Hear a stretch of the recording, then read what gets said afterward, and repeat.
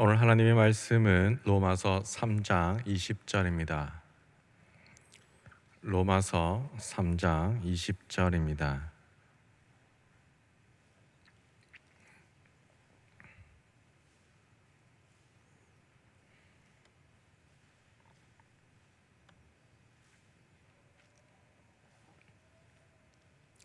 제가 봉독하겠습니다.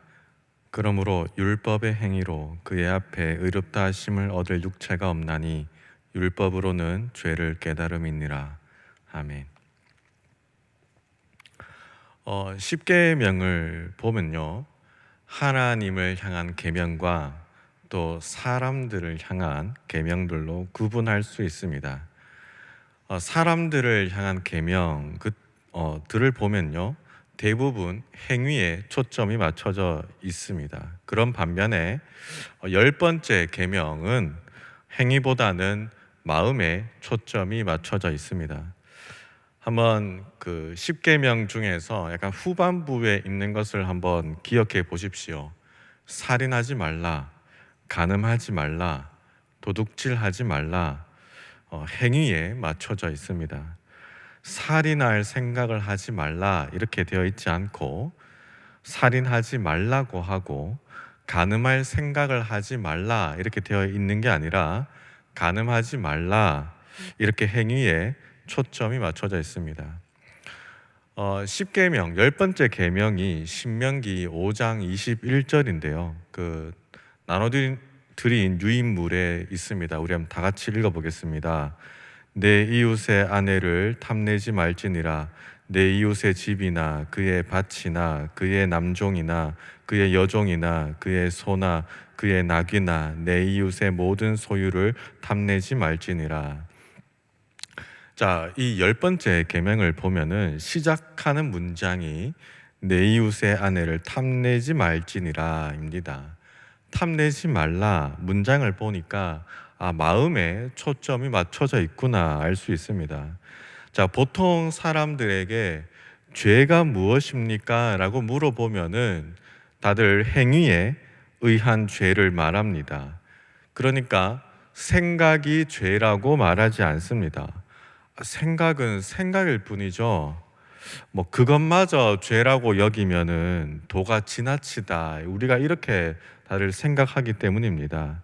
그러나 10번째 계명은 탐심을 죄라고 말합니다. 참 신기한 거는요, 내 이웃의 아내를 탐내지 말지니라 말씀을 우리가 한번 어겨보겠습니다. 자, 이웃의 아내를 이제 탐내는 거죠. 탐을 내어서 실제로 실천을 하면은 10번째 계명만 어기는 것이 아니라 7번째 계명인 간음하지 말라도 어기는 셈이 되는 겁니다. 자, 내 이웃의 소유를 탐내지 말라. 자, 이 말씀을 어기고 이웃의 소유를 탐내 보는 거예요. 자, 탐을 내다가 그것을 실제로 행동으로 옮겼습니다. 자, 그러면 10번째 계명만 어기는 것이 아니라 8번째 계명인 도둑질하지 말지니라 이 말씀도 어기게 되는 셈입니다. 자, 악한 마음을 품고 있다 보면은 그것이 행동으로 저지르게 되고 다른 계명까지 어기게 되는 겁니다. 우리 113문을 한번 봤으면 좋겠는데요. 유인물을 보시면 제가 읽어보겠습니다. 제10계명에서 하나님께서 원하시는 것은 무엇입니까? 하나님의 계명 어느 하나에라도 어긋나는 지극히 작은 욕망이나 생각을 조금도 마음에 품지 않는 것이고, 언제든지 우리 마음을 다하여 모든 죄를 미워하고 모든 의를 좋아하는 것입니다. 사람의 죄는 마음에서 시작됩니다. 그래서 하나님께서는 지극히 작은 욕망이나 생각이라도 조금도 마음에 품지 않기를 원하시는 겁니다. 자, 9번째 계명인 내 이웃에 대하여 거짓 증거하지 말지니라를 한번 생각해 보겠습니다. 자, 이 계명에서 사람이 거짓 증거하는 동기가 무엇 때문일까요? 무엇 때문에 법정에 서서 내 증언 한마디면은 이것이 유죄가 될 수도 있고 무죄가 될 수 있는 상황에서 왜 나는 있지도 않은 사실을 만들어내서 거짓 증언을 하는 걸까요? 그 이유가 뭘까요? 보통은 뇌물을 받았기 때문이겠죠. 또는 내가 그렇게 해야만 얻는 유익이 있기 때문에 그렇습니다. 자, 그러니까 나에게 탐욕이 있기 때문인데, 만약에 나에게 탐욕이 없다면 뇌물도 받지 않을 것이고 내게 주어지는 유익이 있다 할지라도 거짓 증언하지 않겠죠. 여섯 번째 계명인 살인하지 말지니라. 우리 이것도 한번 생각해 볼게요. 자, 이건 역시 열 번째 계명과 상관이 있는데요. 우리 살인은요, 언제 일어날 것 같습니까? 여러분, 언제 살인하고 싶으세요?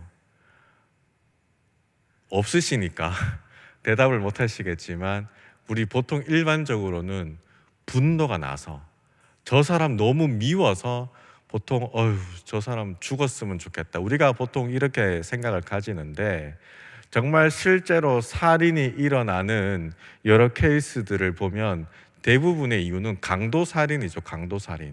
그러니까 저 사람의 것을 뺏기 위해서 죽이는 겁니다. 그러니까 탐욕 때문에 살인까지도 일어나는 거죠. 성경 인물 중에 이런 죄들을 연쇄적으로 일으킨 사람이 있습니다. 누군지 떠오르는 사람이 있으신가요? 다윗이 그렇습니다. 다윗은 우리아의 아내인 밧세바를 향한 탐욕이 일어났어요. 그녀가 목욕하는 모습을 보고 탐욕이 일어났습니다. 저 여자를 내가 가져야 되겠다. 그래서 어떻게 합니까? 그 여자와 간통을 하죠. 그리고 그 죄를 숨기기 위해서 남편인 우리아를 일부러 전사하게 만듭니다. 본인 손으로 죽이진 않았지만 본인의 명령에 의해서 죽었으니까 살인을 저지른 셈입니다. 다윗은 10번째 계명을 어겼고 그 다음에 7번째 계명을 어겼으며 그 다음에는 8번째 계명을 어긴 겁니다. 자, 결론적으로 10번째 계명은 6번째, 7번째, 8번째, 9번째 계명의 시초가 되는 겁니다. 하지만 그 외에도 연결되는 계명은 또 있습니다. 골로새서 3장 5절, 우리 말씀 유인물에도 있는데요. 한번 읽어보겠습니다. 그러므로 땅에 있는 지체를 죽이라. 곧 음란과 부정과 사욕과 약한 정욕과 탐심이니 탐심은 우상 숭배니라. 자, 이 골로새서 3장 5절 말씀에 의하면 탐심은 우상 숭배라고 정의를 내리고 있습니다. 자, 이 정의를 우리가 따르면 첫 번째 계명인 나 외에는 다른 신들을 내게 두지 말지니라를 어기는 셈인 거예요. 자, 탐욕하면 생각나는 사람이 있습니까? 탐욕하면 생각나는 사람, 보암직도 하고 먹음직도 한, 그래서 탐욕이 생긴 아담과 하와가 있죠. 그들은 하나님 외에 다른 신들을 두려는 것을 넘어서서 본인들이 하나님이 되고 싶어 했습니다. 하나님의 자리를 넘본 거죠. 자신을 창조한 창조주를 배신하려 했습니다. 자, 아담과 하와에게 하나님은 그냥 신이 아니에요. 자기들을 창조한, 자기를 낳아주신 부모님과 다름이 없었습니다. 그러니까 아담과 하와는 창조주를 배신한 것, 이것은 첫 번째 계명을 어기는 셈인 것뿐만 아니라 다섯 번째 계명인 부모를 공경하라를 동시에 어긴 것이기도 합니다. 또 사람은 탐욕 때문에 하나님보다 소중한 것이 생깁니다. 하나님보다 소중한 거 어떤 게 있습니까? 어떤 게 가끔씩 나는 하나님보다 이게 조금 더 소중한 것 같아.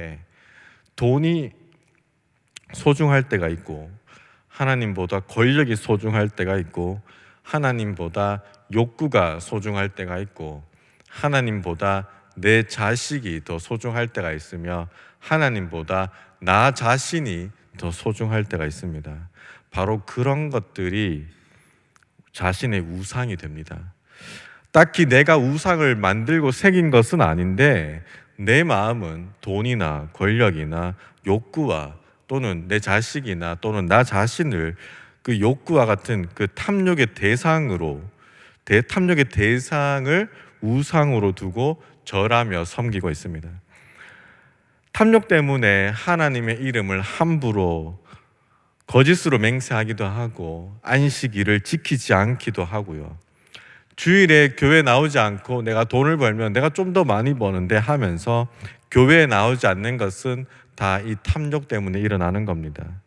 다시 말해서 모든 계명이 다 탐욕 때문에 어기게 되는 겁니다. 어떤 마음으로 출발하는가를 따라서 죄를 짓느냐 짓지 않느냐가 결정됩니다. 너무 당연한 말인데 우리는 이 마음을 너무 하찮게 생각합니다. 나쁜 마음 좀 가지면 어때서 생각하는 게 뭐가 그렇게 잘못입니까? 라고 우리는 생각을 합니다. 근데 야고보서 1장 15절 말씀은 다르게 말씀합니다. 야고보 1장 15절 말씀에는 욕심이 잉태한즉 죄를 낳고 죄가 장성한즉 사망을 낳느니라.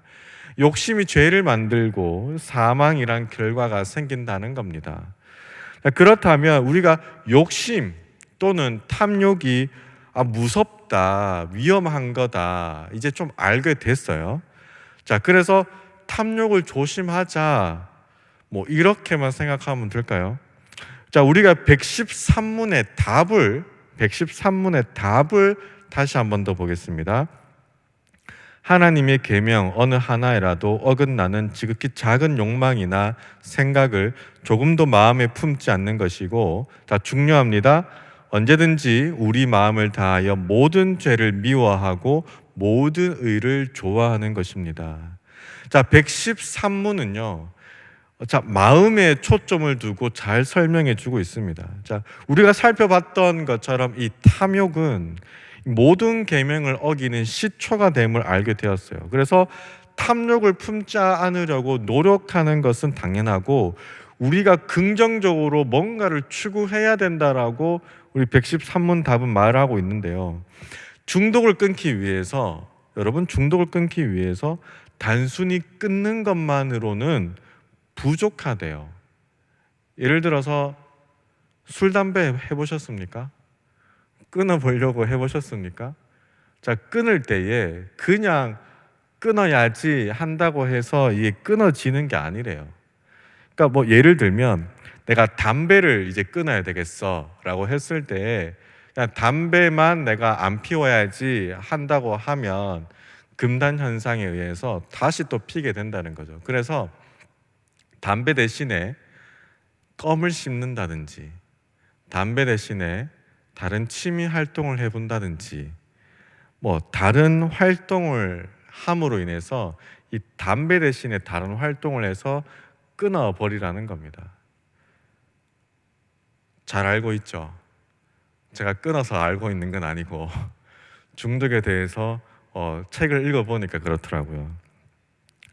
자, 그래서 113문의 답은 우리에게 뭐라고 말해주고 있냐면 단순히 탐욕을 끊기 위한 방편에서 훨씬 앞장서서 이야기해야 되는 것은 우리의 목표가 탐욕을 끊어야지 이 생각으로 가서는 안 된다는 거예요. 죄를 미워하고 의를 좋아해야 비로소 탐욕을 끊을 수 있다라고 말하고 있습니다. 자, 내 머릿속에 탐욕을 싹트게 하지 않고 죄를 철저히 미워하면서 의를 행하려고 그런 생각으로 가득 채우는 거죠. 여러분, 정의와 공의를 어떻게 실현할 수 있는가 혹시 고민해 보셨습니까? 어떤 상황이 닥쳤을 때 내가 죄를 짓지 않으려면 이렇게 해야 되겠다라고 매뉴얼 해보신 적 있나요? 내가 이런 상황이 닥칠 때마다 난 죄를 지어요. 내 자식이 이렇게 할 때마다 내가 자녀를 훈계한다는 목적을 가지고 하다가 내가 죄를 지을 때가 있어요. 내가 누군가를 사랑하기 때문에 하는 행동이 어떨 때는 죄를 지을 때가 있습니다. 내 나름대로 뭔가 잘해보겠다고 하는 것들이 어떨 때는 죄를 지을 때가 있어요. 그럴 때 여러분, 내가 죄를 짓는구나 하면서 끝낼 것이 아니라 내가 이 상황에서 죄를 짓지 않고 어떻게 해야 하나님이 기뻐하시는 행동을 할 수 있는가 한 번쯤 고민해 보셨습니까? 여러분, 고민을 해 보셔야 돼요. 죄를 짓지 않는 것, 여기서 끝내는 것이 아니라 여기를 뛰어넘어서서 내가 어떻게 하면 의를 행할 수 있는가 고민하고 그것을 실천해야 된다는 겁니다. 죄를 짓게 만드는 유혹을 앞에 두고 고민하면 이미 늦었어요. 미리 고민하고 내 몸에 의로움이 배이게 해야 됩니다. 한편 우리는 이런 생각도 들 수 있습니다. 마음으로 짓는 생각을 죄라고 합시다. 자, 그런데 생각 좀 한다고 해서 마음으로 지은 것을 누가 어떻게 알고 죄라고 우리를 고발할 수 있습니까? 너 죄를 지었어, 금방. 너 생각으로 죄를 지었어. 누가 그렇게 고발할 수 있다는 말입니까? 나 내 생각 한 10초밖에 안 했는데요 라고 생각할 수 있죠. 그렇지만 잠언 24장 12절 말씀을 보면요, 유인물이 있습니다. 제가 읽어보겠습니다. 내가 말하기를 나는 그것을 알지 못하였노라 할지라도 마음을 저울질하시는 이가 어찌 통찰하지 못하시겠으며 내 영혼을 지키시는 이가 어찌 알지 못하시겠느냐. 그가 각 사람의 행위대로 보응하시리라. 하나님께서 우리의 마음을 다 아신다는 겁니다. 우리가 우리의 영혼을 볼 수 없지만 영혼이 있는 것처럼, 그리고 우리가 영혼이 있다고 믿는 것처럼 하나님께서는 우리의 영혼을 다 보실 수 있는 분이십니다. 그런 분께서 우리의 마음도 당연히 다 아신다는 겁니다. 생각도 하나님께서 다 판별하시니 겁이 날 수 있습니다. 그러다 보면 우리가 오해도 하나 할 수 있는데요, 우리가 이 10번째 계명을 오해해서 어떤 소유욕도 가지면 안 되는구나 라고 생각하면 안 됩니다. 예를 들어서 나 저 차를 가지고 싶어. 나에게 저런 집이 좀 있었으면 좋겠어. 나에게 저런 휴대폰이 하나 있었으면 좋겠네. 이런 소유욕마저 탐욕이다 이렇게 생각하시면 곤란합니다. 우리는 이 소유욕과 탐욕을 구분할 줄 알아야 되는데요. 그러나 이 사탄은 우리 소유욕을 가지고 교묘하게 탐욕으로 옮겨가기도 합니다. 자, 그래서 우리는 내 마음이 과연 지금 탐욕을 가지고 있는가 아니면 그냥 단순한 소유욕을 가지고 있는가 이 잘 분별할 줄 알아야 되는데, 가장 쉽게 분별하는 법은 내가 그것을 가짐으로 인해서 다른 사람이 보기에 어떻게 생각하는가 한번 구분하면 좋습니다. 이것이 신학적으로 옳은 방법은 아니고요, 우리가 매 순간마다 이렇게 너무 분별하기 힘들 때 가장 쉬운 팁을 하나 알려드리겠습니다. 이게 정확한 답은 아닙니다. 방법은 아닌데 그래도 이렇게 한번 생각해 보시면 많이 분별할 수 있을 것 같아요. 내가 어떤 생각을 가졌어요. 그 생각을 가졌는데 내 같은 교회 다니는 사람이나 아니면 내 옆 사람에게 내 생각을 이야기했어요. 자, 그렇게 했을 때 교회 다니는 사람이 말이야 이런 이야기를 들으시면 내가 탐욕이구나, 그런 말씀 안 하시면 그냥 소유욕이구나 이렇게 생각하시면 될 것 같습니다. 성경 말씀을 볼 때에 우리가 지금껏 신앙생활을 했지 않습니까? 성경 말씀을 볼 때에 하나님께서 내 마음을 보시고 기뻐하시지 않을 것 같다 그렇게 생각하시면 그건 탐욕입니다. 내가 그것을 기점으로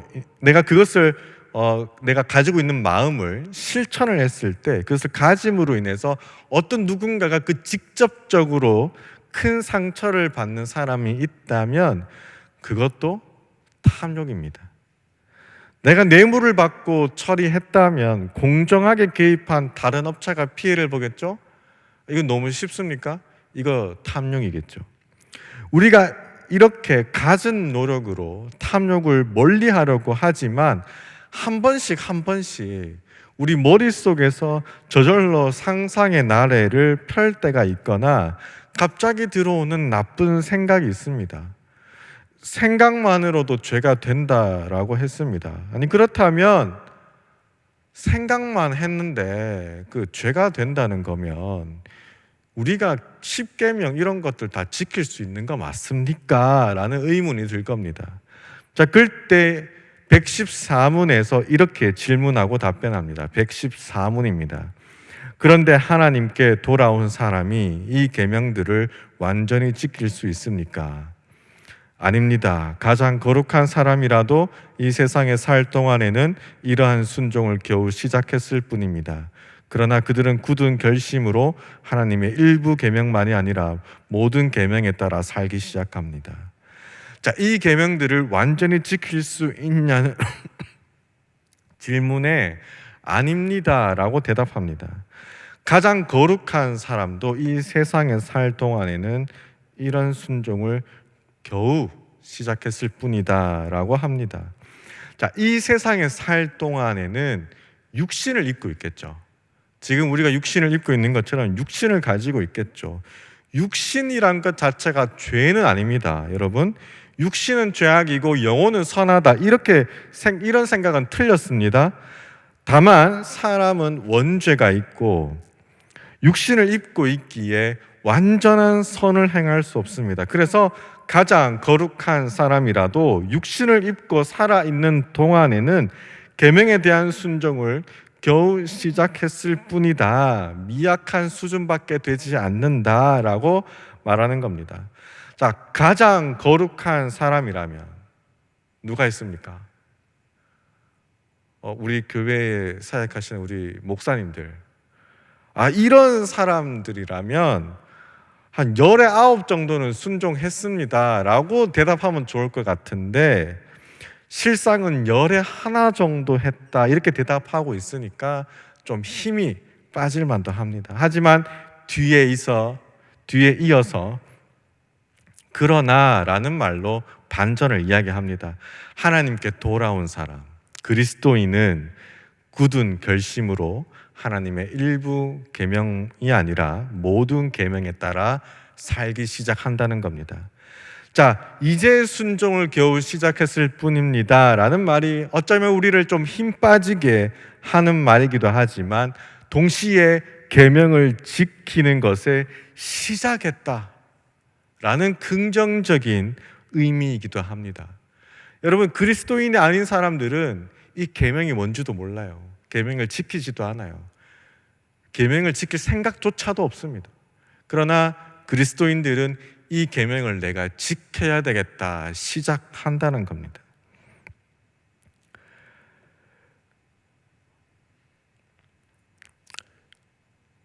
학생으로 하여금 자발적으로 공부하게 하는 것 어렵죠. 운동을 자발적으로 하게 하는 것 어렵습니다. 지키는 것이 불가능하다는 율법을 지키려고 시작한 것은 굉장히 대단한 일입니다. 내가 기필코 계명을 지키리라 하며 굳은 결심을 가지고 모든 계명을 따라서 살기 시작한다라는 말은 내가 지킬 수 있는 것만, 내가 좀 자신 있는 것만 지키겠다라는 것이 아닙니다. 하나님께 돌아온 사람으로서 모든 계명을 지켜내겠다는 결심이 섰다는 것입니다. 하나님께 온전히 순종하겠다는 결심이 생겼다는 말입니다. 어떤 계명 중에는요, 평소 생각하는 바와 좀 다른 게 있을 거예요. 좀 동의하지 않는 부분도 있을 겁니다. 그러나 비록 내가 동의되지 않는다 할지라도 하나님의 계명을 지키기 위해서 순종하는 것이 옳은 모습이겠죠. 다시 말해서 모든 계명을 지키겠다는 것은 내가 하고 싶은 것만 지키겠다는 것이 아니라 이해하기 어려운 것, 내가 동의되지 않는 것, 하기 싫은 것도 다 지키겠다는 의미입니다. 누가요? 바로 하나님께 돌아온 사람들입니다. 자, 그런데 다시 이런 의문이 생깁니다. 계명을 다 지킬 수 없다면서요. 지킬 수 없다면서 왜 그렇게 십계명을 가르치십니까? 그게 바로 115문입니다.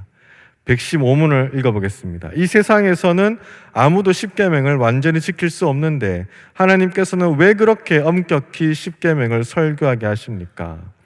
첫째, 평생 동안 우리의 죄악된 본성을 더욱더 알게 되고 그리하여 그리스도 안에서 사죄와 의로움을 더욱더 간절히 추구하도록 하기 위함입니다. 둘째, 이 세상의 삶을 마치고 목적지인 완전에 이를 때까지 하나님의 형상으로 더욱더 변화되기를 끊임없이 노력하고 하나님께 성신의 은혜를 구하기 위함입니다. 자, 114문부터 한번 연결 지어서 다시 한번 보겠습니다. 그리스도인이면 이 계명을 완전히 지킬 수 있겠습니까? 라고 물었습니다. 그런데 아니다라고 답변했습니다. 왜 그렇습니까? 우리는 옛 본성이 남아있기 때문입니다. 자, 그래서 115문에서 다시 묻습니다. 지킬 수도 없는 거 왜 가르치고 왜 지키게 합니까?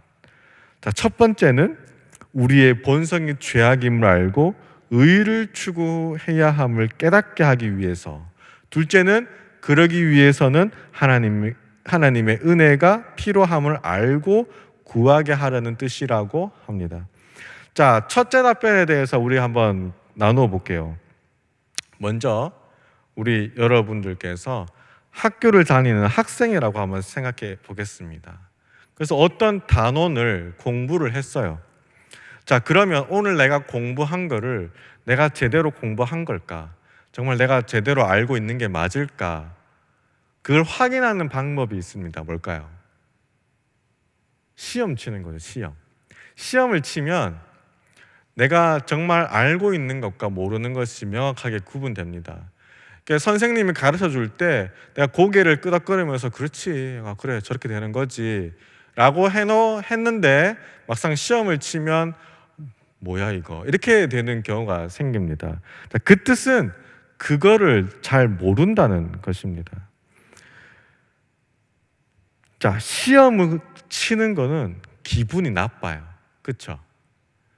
우리 성도님들을 대상으로 우리 성경 공부를 하고 나서 시험 치겠습니다 하면 어른일지라도 다 기분이 안 좋아지시고 인상이 찌푸러지시면서 이걸 왜 쳐야 된다는 둥, 안 치면 안 되냐는 둥, 그냥 넘어가자는 둥, 이렇게 하시죠.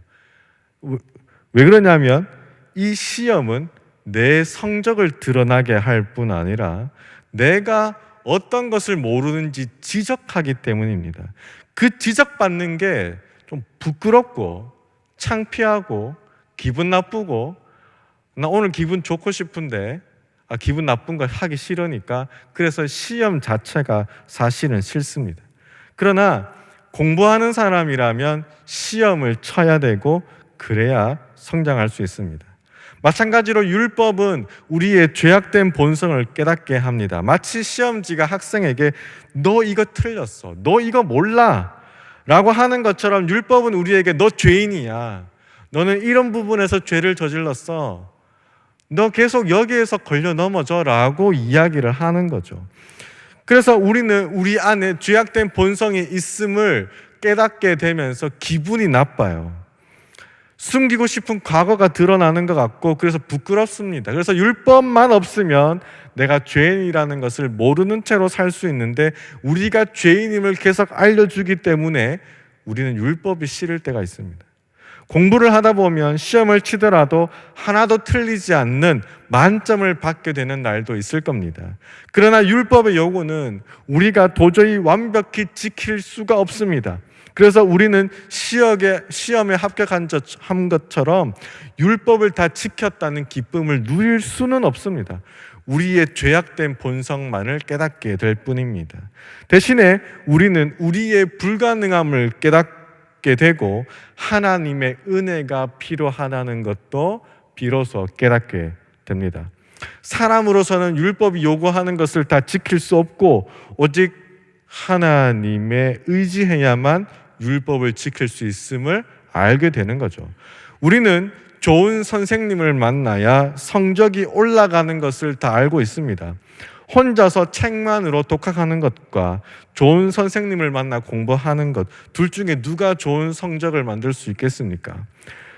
저와 같은 둔재는 선생님이 없으면 10년을 독학해도 합격하지 못하는 시험이 있을 겁니다. 또 그러나 반면에 좋은 선생님을 만나면 어쩌면 1년 안에도 합격할 수 있는 시험이 있을 거예요. 자, 운동 선수가 되기 위해서 운동을 배울 때에도 좋은 선생님을 만나야 우수한 선수가 될 수 있습니다.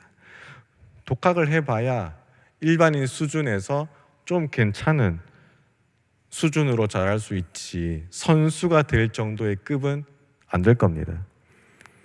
마찬가지로 율법의 요구를 지키려면 성신의 은혜가 꼭 필요합니다. 율법을 온전히 지킬 수 있는 분은 하나님입니다. 그래서 우리는 하나님의 형상에 가까워지려고 노력을 하죠. 끊임없이 하나님의 형상으로 변화되기를 노력하지만 잘 되지 않죠. 노력만으로 안 되니까 이 세상에서는 아무도 십계명을 완전히 지킬 수 없다고 하는 겁니다. 그래서 우리는 하나님께 기도합니다. 노력만으로는 안 되니까 은혜를 달라고 기도하는 겁니다. 말씀을 맺겠습니다. 우리 성도님들은 마음을 지키기 위해서 또는 탐욕이 생기지 않게 하려고 어떤 노력들을 다 해보셨습니까? 사실 크게 노력을 기울이지는 않았을 거예요. 왜냐하면 너도 나도 생각은 생각이지 뭐라는 안일함이 있기 때문입니다. 아니 좀 생각으로라도 좀 자유롭게 죄도 좀 짓고 해야 내가 행동으로 죄를 안 저지르고 살지 않겠습니까? 하는 사람도 있을 것이고, 생각으로 좀 자유롭게 살아야 좀 스트레스 해소도 되지 않겠습니까? 하는 사람도 있을 것입니다. 어쩌면 생각까지도 조심해야 되고 관리해야 된다라고 이야기하면 머리가 더 아플 수도 있습니다. 그래서 우리는 114문의 답과 같이 모든 계명을 지키겠다는 굳은 결심이 필요합니다. 탐욕 따위는 좀 인정해 주자. 생각으로 죄 짓는 것까지 막으면 답답해서 못 산다. 이렇게 생각한다는 것은 10계명, 10번째 계명을 어기겠다는 것과 다름이 없습니다. 10번째 계명까지 지키겠다는 것은 내가 좀 비록 힘들다 할지라도 완전히 지킬 수는 없다 할지라도 내가 지키겠다고 결심하는 것이 필요합니다. 이런 굳은 결심에도 우리는 완벽히 지킬 수 없는 십계명 또는 율법으로 인해서 어쩌면 지치고 좌절할 때가 있을 것이며 계속 지킬 필요가 있겠나 하는 생각이 싹 들 겁니다. 지키는 것이 너무 어렵고 지킬 수 없게 만드는 상황들과 또는 사탄의 유혹들이 있을 겁니다. 그때에 우리에게 필요한 것은 뭘까요? 내 굳은 결심을 넘어서는 그런 상황과 그런 유혹들이 있을 때 그때 우리는 뭐가 필요하겠습니까? 바로 하나님께 은혜를 구해야 합니다. 그래서 기도해야 합니다. 하나님께서는 우리에게 율법을 주시고 우리는 고생하는 모습을 보며 즐기시는 분이 아닙니다. 우리에게 도움을 주기를 원하십니다. 그때 우리는 그 도움을 받기 위해서 하나님께 적극적으로 요청해야 합니다. 꼭 내가 원하는 소원 때문에, 내가 이루고 싶은 소원, 가지고 싶은 것 때문에 하나님께 간구하는 것이 아니라, 하나님, 내가 이 죄에서 벗어나고 싶습니다. 내가 이 죄를 저지르고 싶지 않습니다. 라고 하면서 하나님께 도움을 요청할 필요가 있다는 말입니다. 기도하시기를 바랍니다. 기도로 인해서 하나님의 형상과 조금 더 가까워지시고 반면에 죄와는 더 멀어지기를 바랍니다. 죄악의 뿌리에서 벗어나는 그런 하나님의 큰 은혜가 우리 안에 있기를 축원합니다.